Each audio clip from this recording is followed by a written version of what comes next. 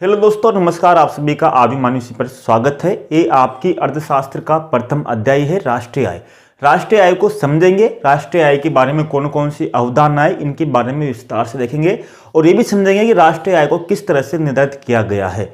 तो पहले इसके बारे में आपको कुछ फैक्ट है जो आपको याद करने हैं, यानी कि राष्ट्रीय आय के बारे में देखें तो राष्ट्रीय आय का प्रथम प्रयास यानी कि भारत में प्रथम राष्ट्रीय आय के बारे में जो अनुमान लगवाया था और भारत के वेवर्ध यानी कि जो वर्ध पुरुष थे दादाभाई नेहरू जी ने लगवाया था। यानी दादाभाई नेहरू जी ने अपनी पुस्तक में 1867 और 68 में एक सर्वे किया। उस सर्वे के अनुसार अपनी पुस्तक में ब्रिटिश रूल ऑफ इंडिया में अपनी जो उनकी पुस्तक थी उसमें राष्ट्रीय आय उस समय बताई थी भारत की 340 करोड़ रुपए और प्रति व्यक्ति आय उस समय उन्होंने निर्धारित की थी 20 रुपए। इसके बाद में फिर प्रथम वैज्ञानिक प्रयास किया CN राव ने, उसके बाद में 1931 में किया था।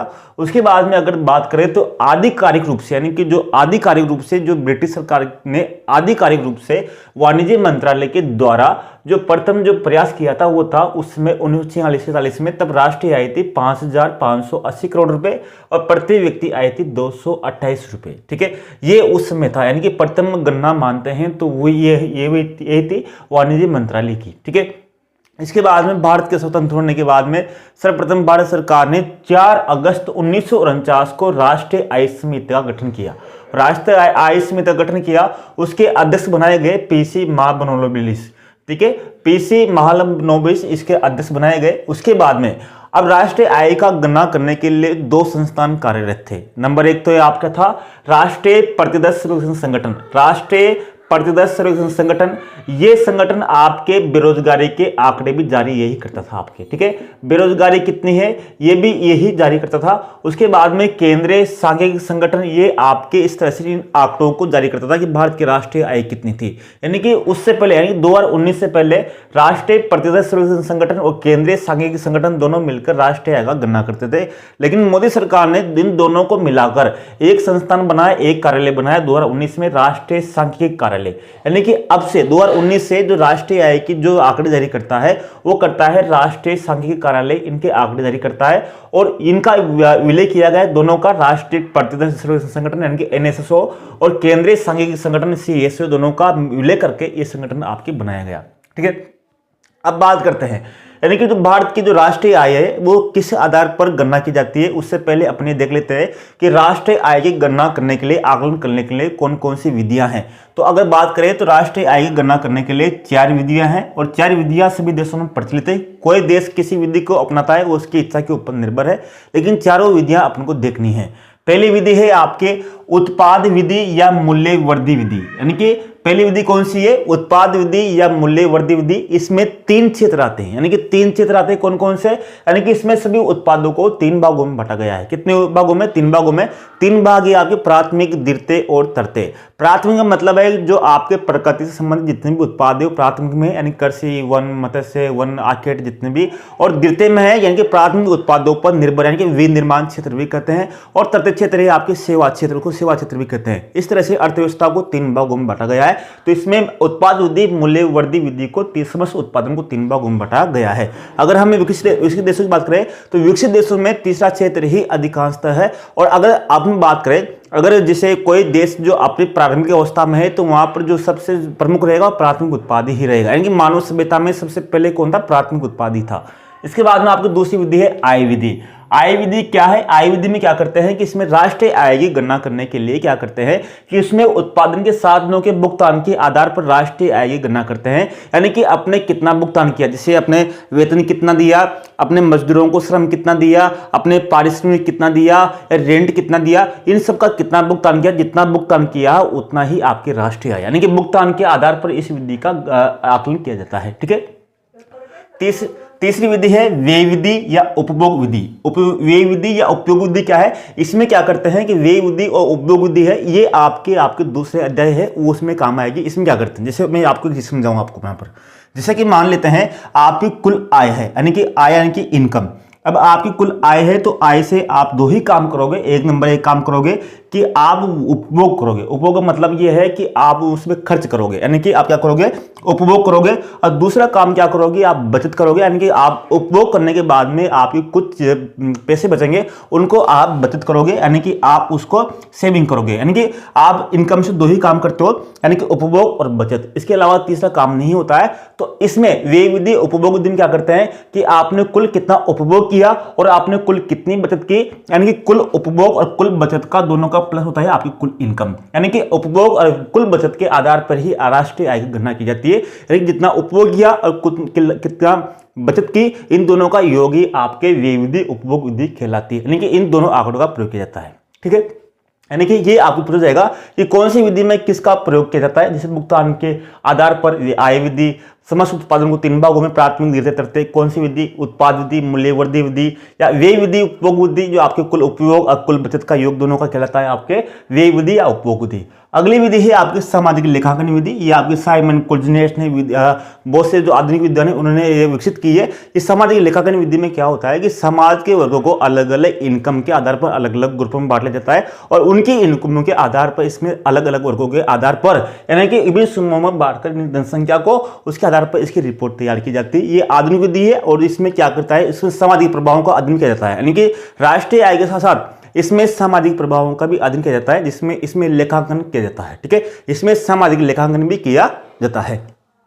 तो इस तरह से राष्ट्रीय आय आकलन की चार विधियां हैं आपकी, उत्पाद विधि या मूल्यवर्धी विधि, आय विधि, तीसरी व्यय विधि या उपभोग विधि और आपके सामाजिक लेखांकन विधि। ठीक है, अब भारत की बात करते हैं। भारत में कौन सी विधियों को अपनाया गया है, तो भारत में देखें तो भारत में फर्स्ट वाली उत्पाद विधि और आय विधि का ही प्रयोग किया जाता है। यानी कि भारत में उत्पाद विधि और आय विधि का ही प्रयोग किया जाता है। जैसा कि उत्पाद विधि मूल्यवर्धी विधि में केवल उत्पादन को तीन भागों में बांटा गया है, तो भारत में भी समस्त जो क्षेत्र है अर्थव्यवस्था के क्षेत्र है, अर्थव्यवस्था को क्षेत्रों को भी तीन भागों में बांटा गया। कितने भागों में, तीन भागों में बांटा गया और उन तीन भागों को 13 भागों में बांटा गया, यानी उप क्षेत्रों में बांटा गया। तीन भाग तो मुख्य और उनके 13 उप क्षेत्रों में बांटा गया। तो तीन क्षेत्र कौन कौन से, प्राथमिक द्वितीय और तृतीय। जैसे प्राथमिक में आपके कृषि हो गया, आपके वन हो गया, आपके मत्स्य पालन हो गया, पशुपालन हो गया, इस तरह चार क्षेत्र उसके। इसी तरह आपके उद्योग में जो दूसरा जो क्षेत्र है उसमें आपके उद्योग आ गया, आपके खनन आ गया, आपके बिजली आ गया, आपके गैस आ गया। इस तरह से आपके कुल मिलाकर 13 उप क्षेत्रों में बांटा गया है। अब गणना, भारत में जो राष्ट्रीय आय जो गणना है वो 1 अप्रैल से लेकर 31 मार्च तक रहती है। यानी कि 1 अप्रैल से 31 मार्च तक की जो देश में उत्पादित समस्त अंतिम वस्तुओं का इसमें आकलन किया जाता है।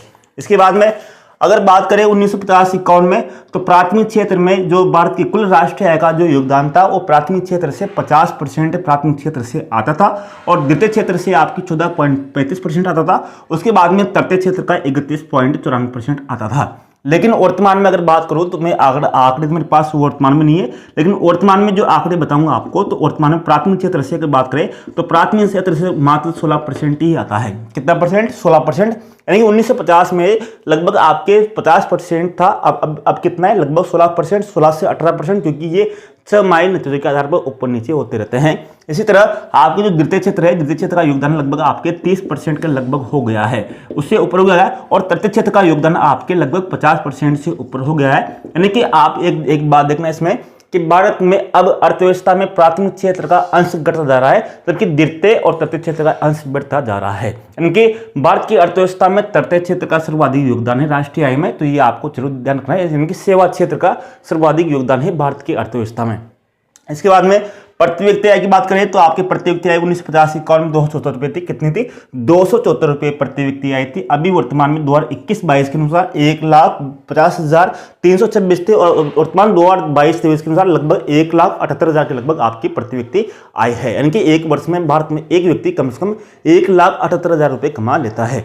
ये कुछ सामान्य जानकारियां थी, लेकिन राष्ट्रीय आय के बारे में आपको और भी कुछ विस्तार से मिल सकता है, यानी कि आपको अलग अलग चीजें मिल सकती है। तो उससे पहले हम कुछ चीजों पर देखेंगे, क्योंकि आपकी कुछ अवधारणाएं उनको समझेंगे, क्योंकि यहाँ से आपकी क्वेश्चन आने की संभावना है, तो इनको आपको समझना है। यहाँ पर आपको मैं 4 चीजें समझाऊंगा और चारों चीजें आपको समझनी है। कौन कौन सी, आपको जीडीपी, एनडीपी, जीएनपी और एनएनपी।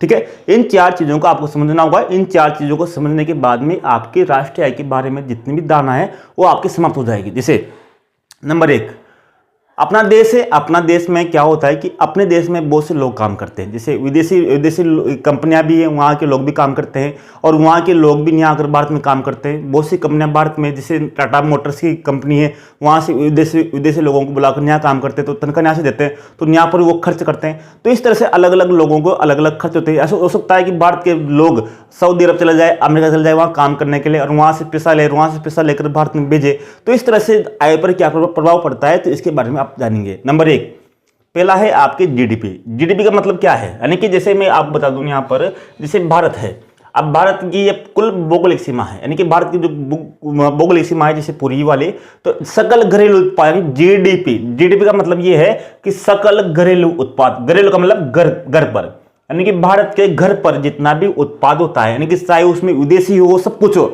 यानी कि भारत की सीमा के अंदर अंदर, भारत की सीमा के अंदर अंदर जितनी भी सीमा है भारत की, उस सीमा के अंदर अंदर एक साल में जितनी भी वस्तुओं और सेवाओं का उत्पादन हुआ है, ध्यान रखना, वस्तु और सेवा जितना भी एक साल में उत्पादन हुआ है, उन सभी का मूल्यों का योग, उन सभी की अंतिम वस्तुओं का मूल्यों का योग, यानी कि एक अंतिम वस्तु, मैं यहां पर बात कर रहा हूं अंतिम वस्तु, न कि मध्यवर्ती वस्तु।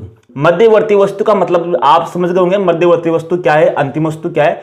जैसा कि मैं आपको बताऊं, जैसा कि मान लीजिए एक किसान है, एक किसान अपना गेहूं यहां पर बाजार में 10 रुपए में बेचता है गेहूं।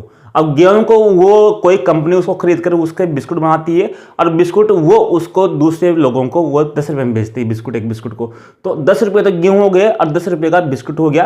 तो इस तरह से अगर दोनों को जोड़ेंगे तो 20 रुपए हो जाते हैं। लेकिन आप अंतिम उत्पाद क्या है गेहूं का, अंतिम उत्पाद है आपके बिस्कुट। तो बिस्कुट के जो अंतिम मूल्य है वही आप जोड़ोगे 10 रुपए, न कि आप गेहूं के मूल्य भी उसमें जोड़ोगे, यानी जो अंतिम उत्पाद है वही उसमें जोड़ोगे, आप इसमें दोहरी गणना नहीं करोगे। यानी कि नंबर 1 कि आपके इसमें सकल घरेलू उत्पाद हो या राष्ट्रीय उत्पाद हो, इसमें कभी भी दोहरी गणना नहीं की जाती, यानी कि एक ही उत्पाद की आपकी दोहरी गणना नहीं होगी, ठीक है।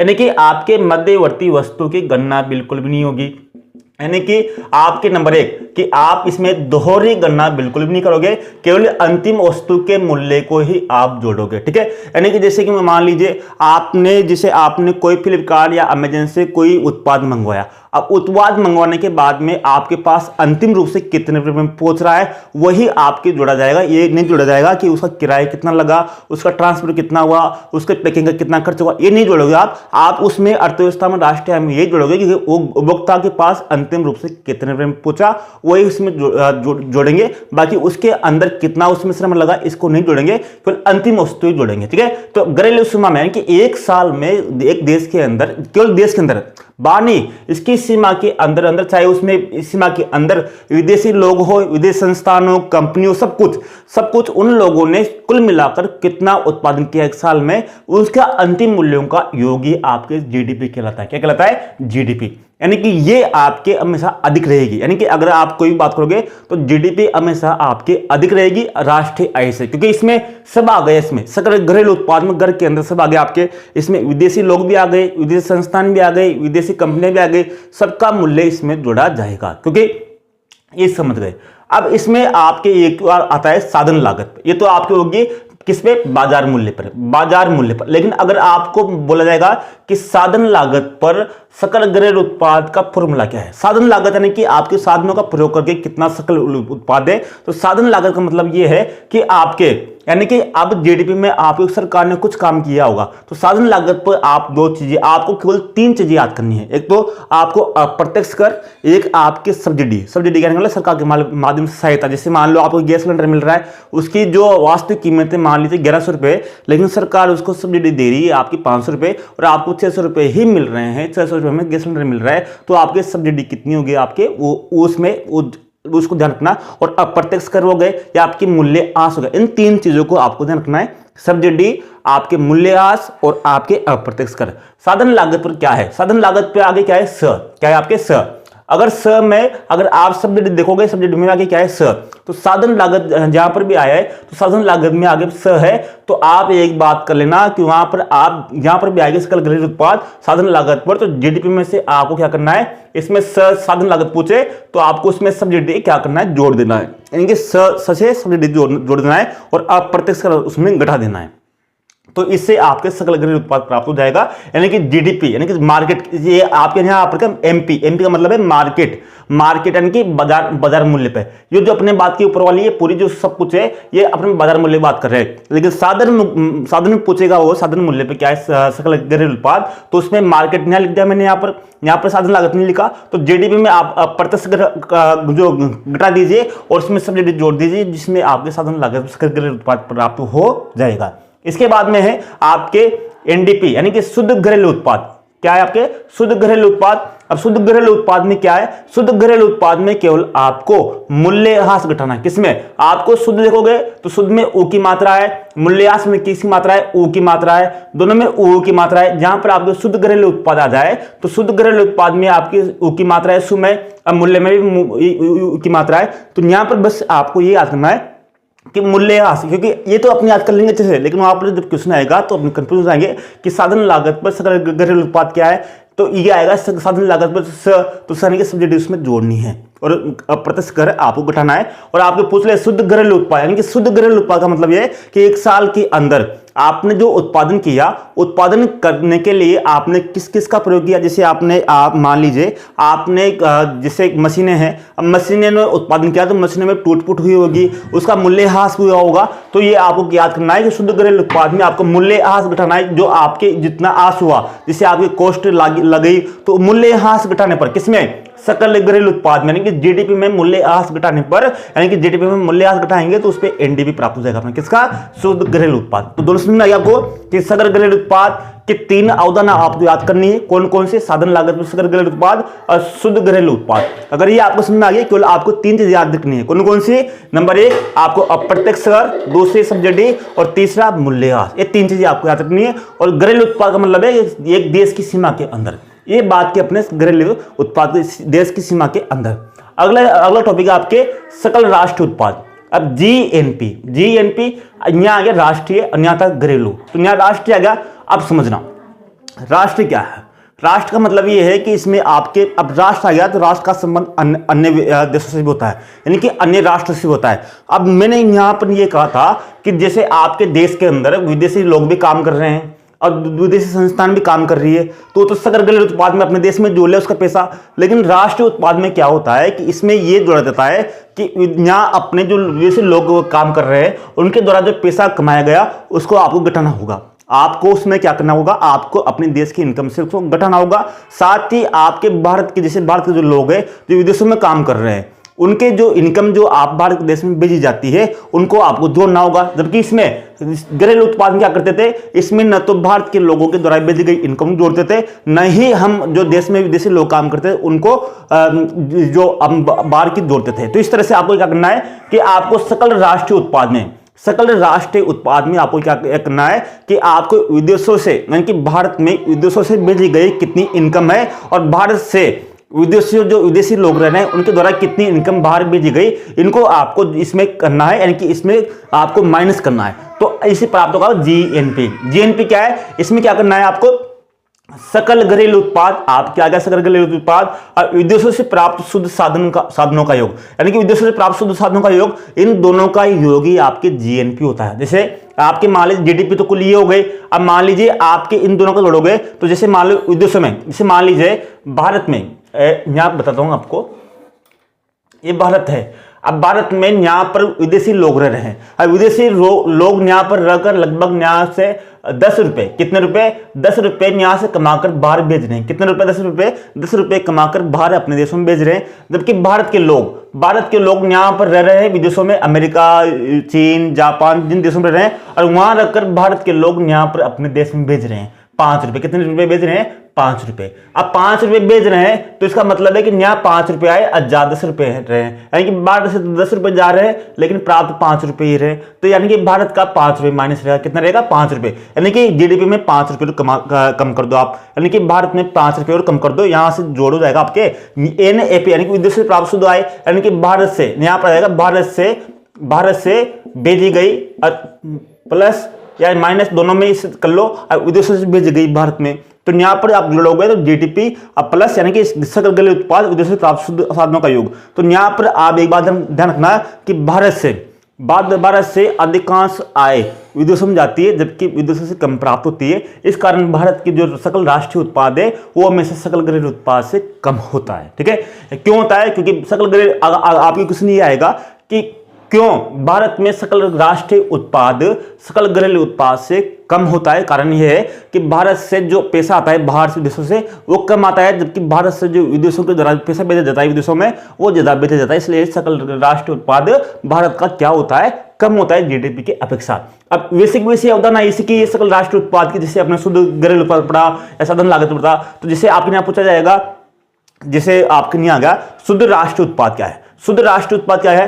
शुद्ध राष्ट्रीय उत्पाद में सु में उ की मात्रा आ गई, तो आपको शुद्ध राष्ट्रीय उत्पाद में क्या करना है? आपको सकल राष्ट्रीय उत्पाद में मूल्यह्रास घटा देना है। ओके, वही आंसर आपका जाएगा कि जीएनपी में आपको मूल्यह्रास घटा देना है, जिससे आपको शुद्ध राष्ट्रीय आय प्राप्त हो जाएगा। इसी तरह अगर आपसे पूछे कि साधन लागत पर राष्ट्रीय आय बताइए, साधन लागत पर, तो साधन लागत पर आपके राष्ट्रीय आय पूछेगा तो साधन लागत पर आपका आ गया स, तो स में क्या करना है? आपको इसमें सब्सिडी जोड़नी है और आपको अप्रत्यक्ष कर घटाने। केवल 3 चीजें आपको याद रखनी है, सब्सिडी, अप्रत्यक्ष कर और मूल्यह्रास। यानी कि आपको अगर साधन लागत पर राष्ट्रीय आय पूछेगा, सकल राष्ट्रीय उत्पाद पूछेगा साधन लागत पर, तो उसमें अप्रत्यक्ष कर घटा दीजिए और सब्सिडी को जोड़ दीजिए। अगर आपके शुद्ध राष्ट्रीय उत्पाद पूछेगा, शुद्ध राष्ट्रीय उत्पाद, तो उसमें क्या करना है? आपको मूल्यह्रास घटाना है। किस पे? आपको सकल राष्ट्रीय उत्पाद पर। ठीक है, ये चीजें आपको ये क्लियर हो गई होगी, तो ये चीजों को ध्यान रखना। अब आपकी राष्ट्रीय आय क्या होती है? यानी कि राष्ट्रीय आय क्या होती है? यानी कि आपके शुद्ध राष्ट्रीय उत्पाद ही आपकी राष्ट्रीय आय होती है। ठीक है, आपके 2 सर्वेक्षण की रिपोर्ट आएगी, उसमें आप देखोगे तो आपको उसमें देखना कि जीडीपी तो आपकी ज्यादा रहेगी, लेकिन आपको शुद्ध राष्ट्रीय उत्पाद आपके कम से कम रहेगा। इन चीजों को आप समझ गए।